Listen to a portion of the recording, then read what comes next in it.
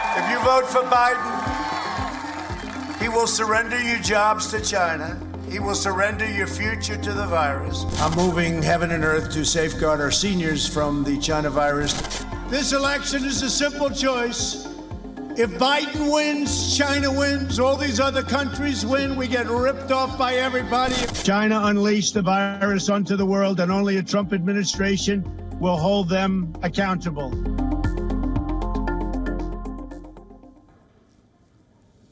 He pointed fingers at Joe Biden for his son's business dealings with China. He said Joe Biden will surrender American jobs to China. He said a victory of Joe Biden will be a victory of China, and that only the Trump administration can hold China accountable for the pandemic. But now the US president's own link with China has hit his campaign like a bombshell. The report was published in the New York Times. It reveals how Trump's business history is filled with overseas financial deals, and some of them involve the Chinese state. The US president is said to have spent an entire decade pursuing unsuccessful deals with China. Will these findings compromise Trump's case? Or is this another flash in the pan? Let's examine the case. What is the charge against Donald Trump? The first big revelation: Donald Trump maintains bank accounts in 3 foreign countries: Britain, Ireland, and China. Is this a problem? For some reason, the accounts are not mentioned anywhere in Trump's public financial disclosures. What's there to hide? The Chinese account is controlled by the Trump International Hotels Management. Between 2013 and 2015, it is said to have paid more than $188,000 in taxes. This money was paid in China to get licensing deals. Mr. Alan Garton is a lawyer for the Trump organization. He said the company opened an account with a Chinese bank which had offices in the US to pay local taxes. Which Chinese bank is this? Trump's team has refused to reveal the name. But here's something else that's interesting. Until January last year, 2019, China's biggest state-controlled bank had rented 3 floors in Trump Towers. This was the Industrial and Commercial Bank of China. So is this the bank where Donald Trump has an account? There's no clarity over this.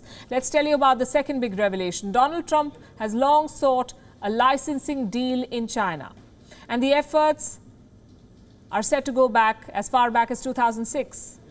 Donald Trump is said to have filed trademark applications in Hong Kong and mainland China. And here's the interesting bit. Most of the approvals by the Chinese regime came after he became the president of America. In June 2017, China approved 9 Trump trademarks it had previously rejected. The headline is on your screen.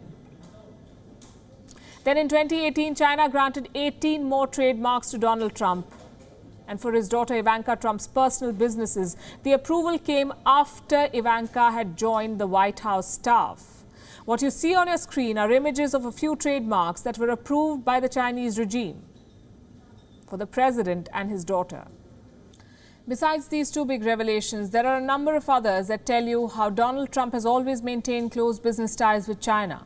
In 2008, Trump pursued an office tower project in China that never got off the ground. In 2012, his business efforts escalated with the opening of a Shanghai office. The same year, Donald Trump's tax records show that his company claimed $84,000 in deductions for travel costs, legal fees, and office expenses. In 2016, a shell company run by a Chinese couple bought 11 units for $3.1 million in a Las Vegas tower co-owned by Donald Trump. And shortly after he won the election in 2016, Trump reportedly sold a Manhattan penthouse for $15.8 million to a Chinese-American businesswoman. Now here's the thing, China is one of the biggest issues in the 2020 presidential election. From the trade war to constant barbs over the origin of the pandemic, Donald Trump has always portrayed himself as the savior of America and Joe Biden as China's puppet. But these revelations tell you an entirely different story. They show how both men may have just been equally guilty of the same crime. Both of them have had close business links with the Chinese state, and none of them can act holier than thou. I think sometime in the future, China and the United States will absolutely have a great trade deal, and we look forward to that.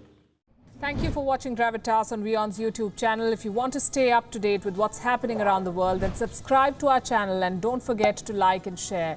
Thank you very much for watching WION. The world is one.